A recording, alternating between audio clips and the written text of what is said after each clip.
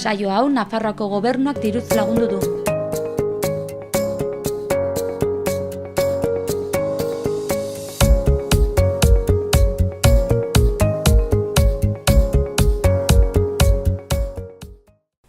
Ongi etorri, 2019ko urtarrilak 24 dugu gaurkoa, osteguna.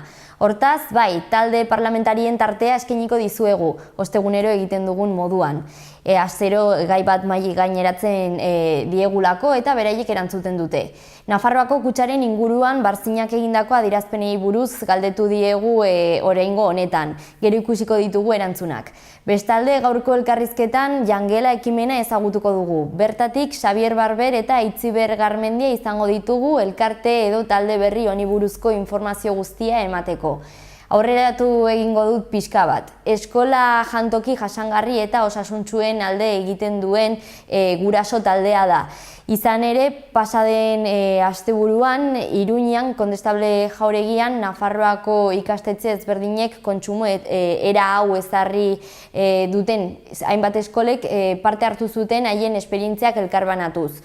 Gero jakingo dugu esan bezala hobeki beraien ahoetatik. Orain has gaitezen gaurko efemerideekin.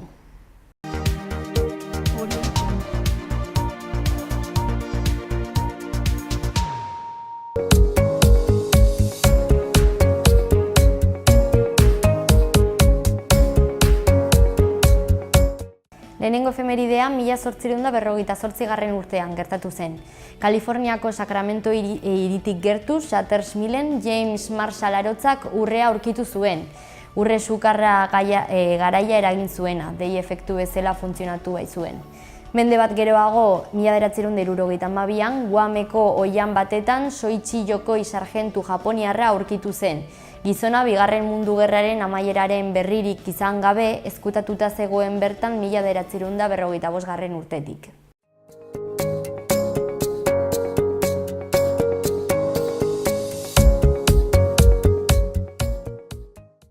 Arratsaldeon, atzo Altsasuko kasua berrikusten hasi ziren Espainiako Auzitegi Nazionalean.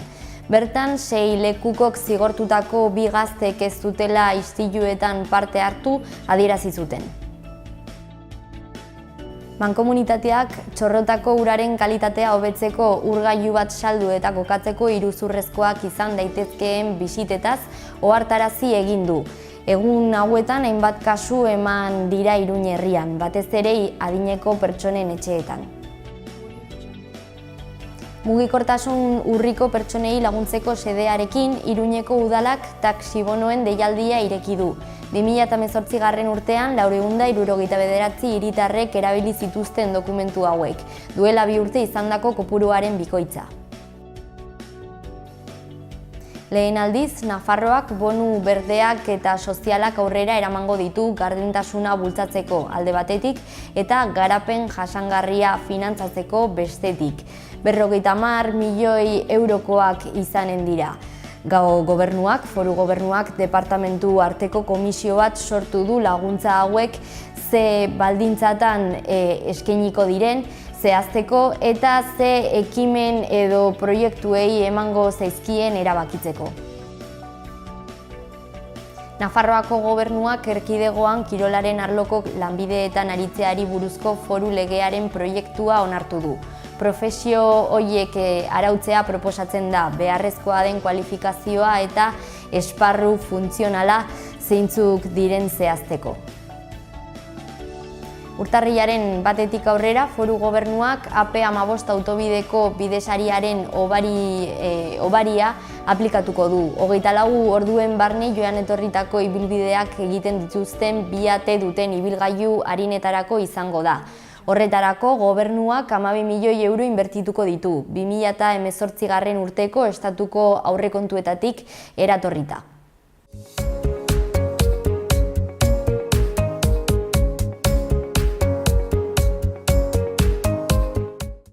Egunkarietako azalak birpasatuko ditugu orain, lehendabizi Diario de Navarra. Lerroburu hau nabarmendu dute, Dardara Venezuelan 2 presidente dituen herrialdea. Azaleko argazkiak Ultzama ibaia urez gainezka erakusten du. Azpian hau irakurri daiteke.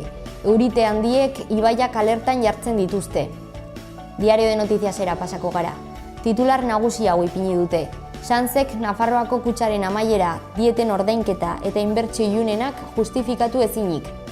Azaleko irudi nagusian izan ere Miguel Sanz lehendakari ohia ageri da. Azaleko espazio handi bat berriari eskaini zaio eta. Gara egunkariko lerroburu nagusian hurrengoa paratu dute. Nafarroako kutxaren iraunkorra dietak kobratzeko zirela onartzen du Sanzek. Azaleko argazkian Altsasuko gurasoak ageri dira Auzitegi Nazionalaren aurrean. Izenburu honek laguntzen du irudia. Akusazioa ahultzen duen berrikuspen batetan fiskaltza terrorismoa izan zelaren ideian tematu egiten da. Hedabide euskaldunekin jarraituko dugu eta hau da berria egunkarian aurkitu dezakeguna. Goian iskin batean eskuinean Altsasuko gazteen aurkako epaia gezurtatzeko lekuko berriak aurkeztu dituzte. Azpian lerroburu nagusian, Guaidok eta Trumpek Venezuelako gobernua estutu dute. Alboan ezkerrean zutabe batetan hainbat albiste. Arian atalean Jaurlaritzak eten egin du Herenegun programa eskoletara eramateko prozesua. Azpian Arian atalarekin jarraituz, Hernanin motibazio politikoko 406 biktima zenbatu ditu Arantzadiren lanak.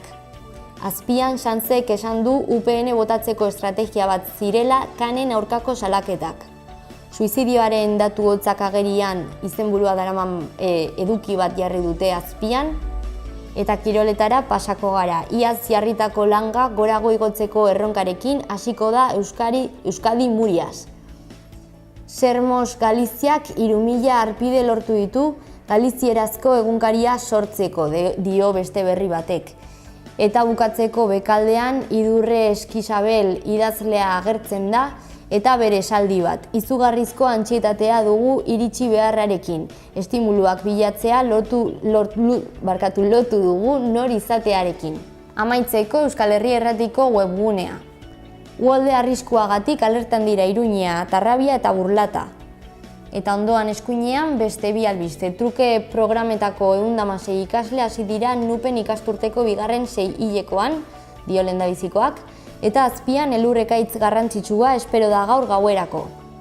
Hori atzoko berria zen, urtarriaren 23koa. Beraz, atzoko gauari egiten dio erreferentzia.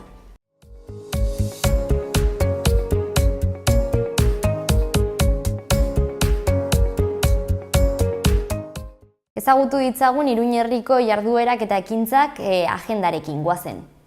Gaur eta otsailaren 24 arte, Kondestable Jauregiko lehendabiziko gelan erakusketa kolektiboa. Alfredo Sada elkarteko 30 artisten lanak batu egin dira hiri geometria erakusketarako. Sarrera libre. Bihar arratsaldeko bostetatik arratsaldeko 7 arte, Baluarteren plazan eta Elkorte Inglesen eskutik Natalia Lakuntza musikaria izanen da disken sinaketa gauzatzeko. Sarrera libre. Bihar arratsaldeko 7:00 Sanduzelaiko Zibiboxean eta Tokiko Jazz musikako urtarrila programaren baitan Alberto Arteta Laurok ikuskizuna eskainiko da. Doakoa izango da, baina gonbidapena eskuratu beharko da. Horretarako arratsaldeko 6:30 aurrera hara gerturatu Sanduzelaiko Zibiboxera eta doainik emango zaizue aipatutako txartela edo sarrera. Bihar gaueko 10:00 Zentral Cafe Antzokian kontzertu bat Fridonia taldearen eskutik. Sarrerak 16 euro balio du. Larunbatean arratsaldeko 5:30 Burlatako Kulturetxean Nafarroako 5. Trikiti jaialdia ospatuko da. Trikitixa festivala da eta sarrera 12 eurokoa da. Ordu bat geroago larunbatean arratsaldeko 6:30 Maria de Maeztu Kulturetxean escape room bat burutuko da. Errealitateak fikzioak gainditzen du izenburupean, sarrera 4 eurokoa da. Larunbatean ordu berean arratsaldeko 6:30 Juslarrotxa Zibiboxean magia ikuskizun euskeraz gala magikoa izenburuarekin. Doakoa, baina gonbidapena beharrezkoa izango da. Horretarako arratsaldeko 5:30 aurrera Juslarrotxan bertan, Juslarrotxako Zibiboxean, doainik emango zaizue. Larunbatean arratsaldeko 7:30 Zentral Cafe Antzokian kontzertu solidarioa. Anfep elkartearen urteurrena ospatuko da, Jarakustik, Motxila 21, Ziklonautaz eta Musutrok taldeekin. Sarrera 8 eurokoa da. Bukatzeko igandean goizeko 11:00 Kondestable Jauregian lantegia euskeraz familiendako. Elkarrekin sortu arte plastikoak polok izenburupean, sarrera 4 eurokoa da eta han Kondestable jauregian bertan inskribatu zaitezkete.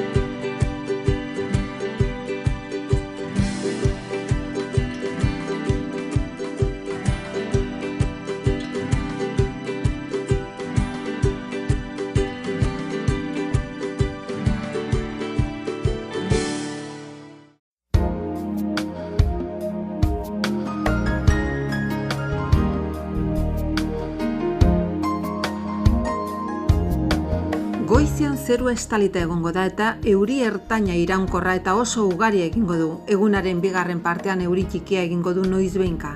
Ipar osagaiko haize ahul bizia ibiliko da. Temperatura maksimak gutxi jaitsiko dira, izoz txiki egin dezake zenbait tokitan. Ostiralean zero oso lainotsu edo estalita agertuko da. Euri txiki egingo du batez ere egunaren bigarren partean. Ipar mendebaldeko haize ahul bizia ibiliko da, bolada gogorrekin. Temperatura gutxi edo nahiko igoko da.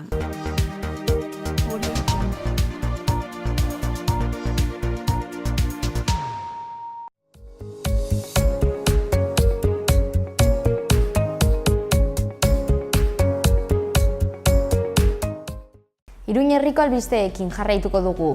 Zehatz-mehatz Olaibar ikusiko dugu lehendabizi. Neguko egun hauetan, Olaibarko udalak txakurrak temperatura basuetatik babestu beharra gogorarazten die herritarrei. Ur-ontzien kontrolaren garrantzia nabarmendu dute konsistoriotik, baita arkupetetan izoztuak aurkitzen direnena ere. Bestalde, otsailaren 17rako lantegi edo tailer bat prestatu da udalerrian etxe osasungarria izenburua daramana. Goizeko 11etan hasiko da aipatutako lantegi hau udaletxeko erabilera anitzetako gelan eta bertan gure garbitzaile propioa sortzen erakutsiko da. Baita produktu naturalekin egindako aire freskagarria sortzen ere. Gainera lantegia amaitzerakoan pintxopotea eskainiko zaie parte hartzaileei. Interesa izanez gero parte hartzeko inskribaketa beharrezkoa da. Horretarako, izen emate hori gauzatzeko otsailaren 13a azkenengo eguna izango da. Konsistorioan udaletxean bertan burutu daiteke. Horraino, Olaibarko albisteak, Uharteren txanda. Kiroletan jarriko dugu fokoa, kasu honetan. Pasaden larunbatean Urtarrilak 19 gizonezkoen lehenengo nazional mailan Uharte eskubaloi taldeak partidua jokatu zuen Egia Kopidinen kontra. Arrakasta Nafarroarentzat izan zen. Uhartek irabazi baitzuen 23-21 puntuazioarekin. Eta horrekin bukatu dugu Uharte, egin dezagun aurrera, Noaingo berriak. Neguaren presentzia erabatekoa da, eguraldia horren froga garbia da. Horren ondorioz, Noaingo udalak bere webgunearen bitartez izotzari aurre egiteko edo honek eragin dezakeen ustekabeak aurre ikusteko partikularrek gatza herrian non aurkitu dezaketen argitaratu du. Interneteko plataforman web-orrian lekuen zerrenda bat zintzilikatu eginda. Hemendik hura kontsultatzera animatzen zaituztegu. Horraino Noaingo albisteak. Bukatzeko, egunero egiten dugun moduan, Iruñeko berriak. Iruñeak Ekozine jaialdiaren gazte saila hartuko du apirilaren 15etik apirilaren 17 arte. Egun horietan, bigarren hezkuntzako ikasleriari zuzendutako proiekzioak, filmen proiekzioak eta ingurugiroari buruzko saioak eskainiko dira. Berri gehiago. Larunbat honetan Urtarrilak 26 urte bat baino gutxiagoko umeendako lantegi bat burutuko da Soinudun oinatzak izenburupean. Adierazpen artistikoko tailerra izango da, koloreak eta zentzumenak landuz. Goizeko 11:30 emango zaio hasiera aipatutako tailer honi eta parte hartzeko izen ematea beharrezkoa da. Edozein Zibibox zentroan gauzatu daiteke, 4 euro balio du. Honetaz gain, larunbat honetan ere urtarrilaren 26an, Santo Domingo, Ermitagaina eta Zabalguneko udal merkatuek postuetan aurkitzen diren produktuekin egindako irabiaki osasuntsuen dastaketa eskainiko dute. Aipatu bezala larunbatean izango da eta goizeko 11:30 hasiko da. Ekintzaldi berean burutuko da 3 espazioetan, doakoa izango da. Bukatzeko, Iruñeak alerta aktibatu du uholdeen arriskua dela eta. Euriarekin, argak, elortzek eta sadarrek gora egin dute segunduko 150 metro karratuak gaindituz. Trafikorako bidea irekita mantendu da, baina uholdeak eman daitezkeen tokietan edo lekuetan seinaleak ipini dira. Udaltzaingoa emarien eboluzioa zaintzen ari da eta ibaietatik gertu ibiltzea saihestea gomendatu du.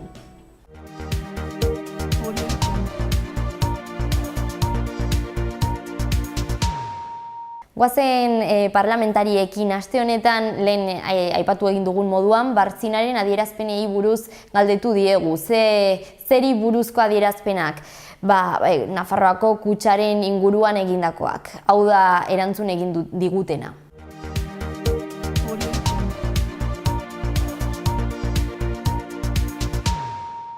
Nik uste dut azkenean Nafar jendartea galdu egin duela ezinbestekoa zen bitarteko finantziero bat azkenean. Badakigu nola banketxeek lehenesten dutena da beraien etekinak ateratzea eta esan beste lurraldean dauden finantziatzeko enpresak eta familia finantziatzeko beharra. Horregatik sortu zen Nafarroako kutxa duela 1 urte, hor zeuden hirujotarrak eta Nafarroari bitarteko finantziero bat emateko eta argi dago UPNPSN beraien kudeaketan galdu egin dutela eta horrekin batera desagertu egin direla 1.000 milioi. Horregatik kontu oso larri baten aurrean gaudela uste dugu Euskal Herria Bildu. Nik uste dut oso esanguratzo izan zela eta hain zuzen ere oso eredugarria nolakoa den aurreko erregimena, nolakoa zen eta zer etortzen alden maiatzan berriz gehiengo bat osatzen ez badugu, aldaketaren gehiengo bat osatzen ez badugu. Azkenean, Gris Barcina hori berriz ere, parlamentuan ikusteko gaitasuna eta aukera izan genuen, hor nonbait beti prepotentziarekin, jendartearen beharrak ez lehenesten, baizik eta bere interes politiko pribatuak, nola dieten inguruan 3 eta 4 dieta kobratzen zituen bilera batetan bakarrik eta nola ez zuten bete, beraiek ez zeukaten bete beharra eta ez zuzen ere Nafarroako kutxa irautea eta Nafar jendartearen mesedetara jartza. Horregatik nik uste dut Bartzina oso eredugarria izan zela ikusteko zer etortzen alden datorren maiatzan berriz ere gehiengo luze bat osatzen ez badugu aldaketarako. Azkenean Bartzina nahi duena da austrukuaren egin eta bere burua lur tartean sartu eta inork ez hitz egitea. Nik uste dut Nafarroan azkeneko hamarkadetan galdutako bitarteko ekonomikorik handienean gaudelako. Horregatik nik uste dut Nafar jendarteak jakiteko eskubidea duela ea zer gertatu den, zergatik desagertu egin den Nafarroako kutxa eta horretan Euskal Herria Bildu argi daukagu Nafarroa jendartari zor zaiola esplikazio guztiak Bartzinak esaten duena. Euskal Herria Bildun uste dugu gizarte ireki batean biziko garrantzia dutela gaztetxeak bezalako eremu autogestionatuak. Horren inguruan argi dago eta ikusten aldugu nola Nafarroan zehar Euskal Herria Bildu algatetzen dagoen leku guztietan horrelako guneak bideratzen dituen, hainbat eta hainbat daude funtzionamenduan eta horretarako instituzioak izan behar dute bitartekari bat. Horregatik Iruñean gertatutakoaren arira guk ez gaude soluzio polizialen alde, guztiz kontrakoa, uste dugu jarraitzen dugu pentsatzen elkarrizketan oinarritu behar dugula gure irten bidea eta irten bidearen bilakaera. Iruñeko alde zarra behar du gaztetxe bat bezalako gune autogestionatua eta guk argi daukagu, elkarrizketaren bitartez marra gorri jarri gabe lortzen aldela soluzio bat nun azkenean behar horiei mesede egingo diogun eta gauzak Iruñean hobera joango diren.